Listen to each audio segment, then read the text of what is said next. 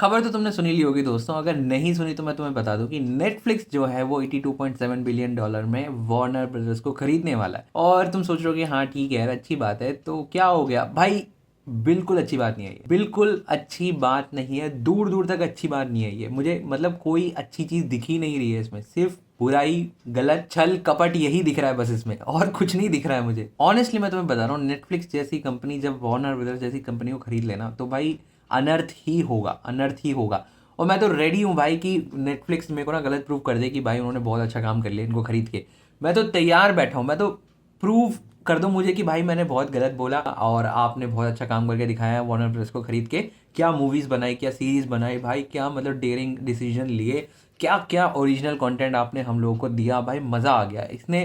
Path मतलब एक जो होता है ना, पाथ ब्रेकिंग मतलब entertainment, path breaking story line, path breaking cinematography, ऐसा आपने कुछ करके दिखाया। मैं तो चाहता हूँ कि मैं नेटफ्लिक्स को ये बोलूँ किसी दिन आके, लेकिन मैं 200% श्योर हूँ, अभी तो फिलहाल मैं श्योर हूँ कि नेटफ्लिक्स भाई अगर वार्नर ब्रदर्स को खरीदती है ना, तो भाई एक मार्केट में सैचुरेशन आना पक्का है। पक्का है, मैं लिख के ले लो भाई, पक्की बात है कि मार्केट में सैचुरेशन आएगा। क्योंकि तुम खुद सोचो भाई, जब मार्केट में बहुत सारी कंपनी रहती है ना, तो एक के मतलब एक दूसरे के बीच में ना टसल रहता है कि भाई कौन कितना बढ़िया कंटेंट बनाएगा, कितना बढ़िया कंटेंट बनाएगा, कितना अच्छा मार्केटिंग करेगा, कैसे कैसे बंदों को वो मतलब हायर करेंगे, किससे वो बनवा रहे हैं, डायरेक्टर्स हो गए, प्रोड्यूसर्स हो गए, तुम्हारे एक्टर्स हो गए, उनके मतलब तो एक बना रहता है कि एक दूसरे के बीच में ना एक फाइट रहती है कि भाई कौन सबसे अच्छा कंटेंट जो है वो डिलीवर करेगा ऑडियंस को। लेकिन जब कोई कंपनी मोनोपली एस्टेब्लिश कर देती है ना मार्केट में, तो फिर कोई पूछने वाला नहीं है दूर दूर तक कंपनी को कि भाई आप ऐसा काम क्यों कर रहे हो, आप वैसा काम क्यों कर रहे हो, आप ये जो सीजन 1 है आपने इसके बाद इसको शट डाउन क्यों कर दिया, या फिर आपने इस मूवी का सीक्वल क्यों नहीं लेकर आए, या फिर आप भाई इन्वेस्ट क्यों नहीं कर रहे अच्छे प्रोजेक्ट में, आप क्यों पुराने आईपीस की ही रीमेक बनाए जा रहे हैं, आप क्यों नया कुछ लेकर नहीं आते, आप क्यों कुछ कुछ क्रिएटिव क्यों नहीं कर रहे हो। ये सवाल पूछ ही नहीं पाएगा कोई, क्योंकि मोनोपली है ना। अब जाओगे कहाँ पूछने के लिए?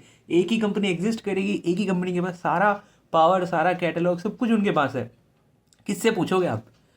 किसी इंडी इंडी मतलब प्रोजेक्ट, मतलब जैसे A24 जैसे हो गई, अगर मान लो A24 को भी कल कोई ऐसे आके खरीद ले, नेटफ्लिक्स जैसी कोई कंपनी खरीद ले, फिर तो टोटल मोनोपली हो जाएगी मार्केट में, फिर तो एक ही तरह का कंटेंट बिकेगा और फिर तुम कहाँ जाओगे? और तुम नेटफ्लिक्स का ट्रैक रिकॉर्ड तो जानते ही हो भाई, उन्होंने कोई ऐसा मतलब ठीक है कुछ चीज़ें उन्होंने बनाई है, उसके लिए उनको क्रेडिट मिलना चाहिए। बहुत सारी चीज़ें हैं जो वो क्रेडिट डिजर्व करते हैं, उन्होंने बहुत अच्छी चीज़ बनाई है। नेटफ्लिक्स के ओरिजिनल बहुत अच्छे हैं, लेकिन इसका मतलब ये नहीं है कि नेटफ्लिक्स पूरा मतलब मेजोरिटी जो नेटफ्लिक्स है बहुत अच्छा है। अभी जो कंटेंट नेटफ्लिक्स बना रहा है भाई, वो बिल्कुल ही मतलब ऐसा है कि ब्रेन रॉट, एकदम डम ऑडियंस जो होता है ना, कि थके आ रहे आए हैं, उनको कुछ भी परोस दो वो खा लेंगे, वैसी ऑडियंस के लिए वो कंटेंट बनाते हैं भाई। ऐसा लगता है सच में मुझे, कोई क्वालिटी नहीं होता, कोई मतलब कुछ सिनेमाटोग्राफी नहीं होती, बिल्कुल एकदम मंडेन से कलर, एकदम डल कलर्स, बिल्कुल मतलब होता है ना कि भाई कुछ भी दे दो ऑडियंस को देख लेगी, वैसा वैसे वाले मॉडल पे चल रही है अभी नेटफ्लिक्स। तो मैं ऐसी एक स्ट्रीमिंग सर्विस पे कैसे मैं भरोसा कर सकता हूँ कि भाई ये वार्नर ब्रदर्स जैसे स्टूडियो को हैंडल कर लेगी, और जो आगे आने वाले पिक्चर्स हैं, जो मूवीज़ हैं, उन पे कुछ मतलब इम्पैक्ट नहीं होगा इस डील का। ऐसा मैं कैसे कैसे मैं सोच भी कैसे लूँ कि ऐसा कुछ नहीं होने वाला। तो इसीलिए इसीलिए दोस्तों मैं कह रहा हूँ, तुम मतलब बेसिकली नेटफ्लिक्स को देख के ना ये सारी चीज़ें, मेरे को लगता नहीं कि हम सही डायरेक्शन में जाएंगे, सही डायरेक्शन में। क्योंकि एक ही तो स्टूडियो बची थी जो ठीक काम कर रही थी, थोड़ा बहुत ब्लॉकबस्टर देती थी हर समर में आके, इतने सालों से ब्लॉकबस्टर देते हुए रही है, आगे भी देगी, और बहुत सारे फ्रेंचाइज उसके अंडर आते हैं। नेटफ्लिक्स ने अगर ये खरीद लिया तो क्या उसी टाइप का, उसी मैग्नीट्यूड का, उसी क्वालिटी का मटेरियल हमें आगे मिलेगा? I am not sure. तुम्हें अगर एग्जाम्पल ही चाहिए तो भाई नेटफ्लिक्स इंडिया देख लो, कितना घटिया है भाई नेटफ्लिक्स इंडिया। मतलब मुझे देख के सर में दर्द होता है, मैं जैसे नेटफ्लिक्स इंडिया खोलता हूँ ना, जिस लेवल का कंटेंट है नेटफ्लिक्स इंडिया में, क्या मतलब ब्रेन रॉट ही कहूँगा भाई मैं उसे। वो कोई ऐसा कंटेंट नहीं है जो मैं बोलूँ भाई शाबाश नेटफ्लिक्स, शाबाश तुमने क्या काम किया है, ऐसा है ही नहीं कंटेंट। मतलब मुझे लगता है कि जो सैक्रेड गेम्स था ना सीजन 1, वही पीक था नेटफ्लिक्स का इंडिया में। उसके बाद से पीक आया ही नहीं है, उसके बाद डाउन हिल ही जा रहा है नेटफ्लिक्स। उसके बाद से उन्होंने पीछे मुड़ के देखा ही नहीं कि भाई हम अरे सब्सक्रिप्शन बन रहा है ना हमारा। मतलब वार्नर ब्रदर्स भी मैं बता रहा हूँ कोई दूध की धुली कंपनी नहीं है भाई।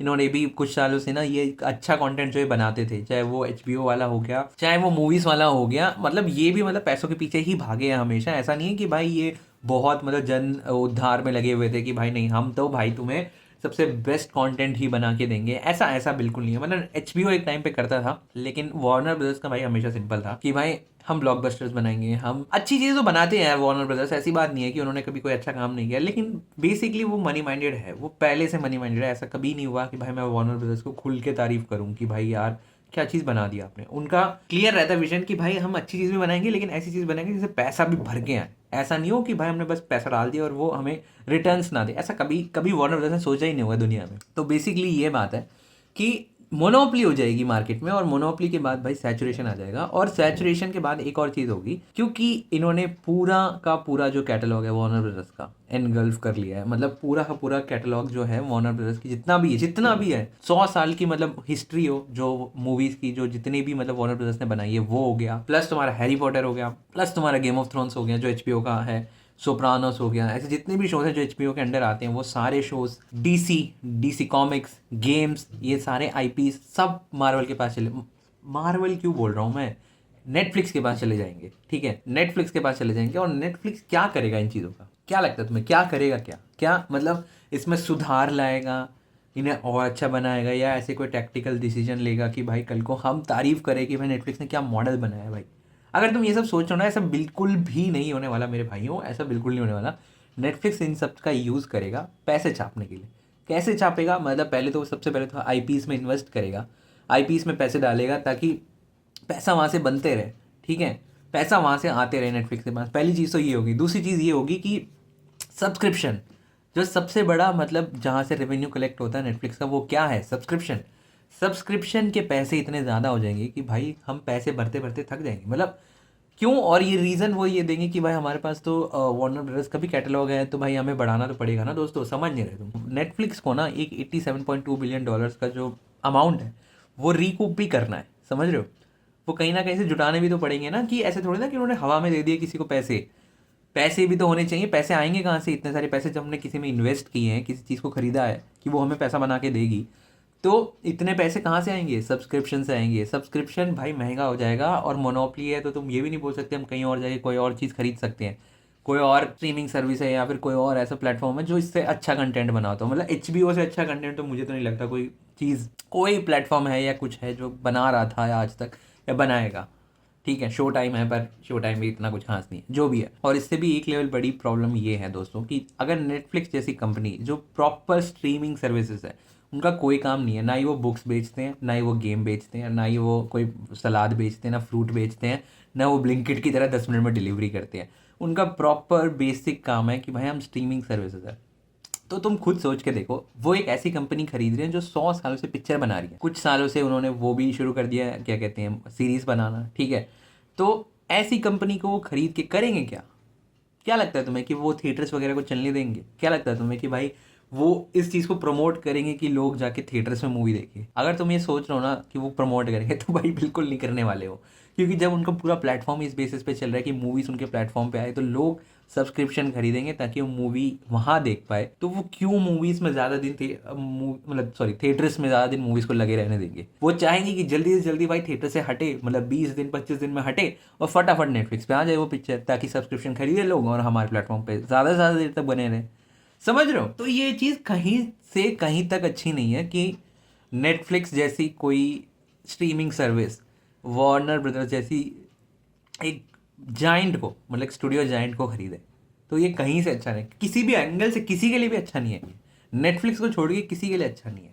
तो ये जो $82.7 बिलियन की डील है ना, इसमें नेटफ्लिक्स ने एक चालाकी करी है। चालाकी क्या मतलब, समझदारी करी है कि इन्होंने वार्नर ब्रदर्स को खरीदा है, ना कि वार्नर ब्रदर्स डिस्कवरी को। मतलब जो डिस्कवरी वाला पार्ट है और जितने भी केबल चैनल्स वगैरह है उनको उन्होंने नहीं खरीदा है, मतलब वो इंडिपेंडेंट हो जाएंगे या पता नहीं जिसको भी बिकेंगे बिक जाएंगे, लेकिन उन्होंने सिर्फ वार्नर ब्रदर्स वाले पार्ट को खरीदा है। और ये बहुत बड़ी समझदारी है, मैं बताता हूँ क्यों। क्योंकि भाई केबल चैनल कौन देख रहा है, डिस्कवरी कौन देख रहा है आजकल, कि कौन जा रहा है देखने के लिए कि भाई पता नहीं कौन सा मैन वर्सेस वाइल्ड का कितना पुराना 10 साल पुराना एपिसोड आ रहा है, मैं वो जाके चेक कर लेता हूँ 8:30 बजे। कौन करता है, ये नहीं कर रहा ना कोई।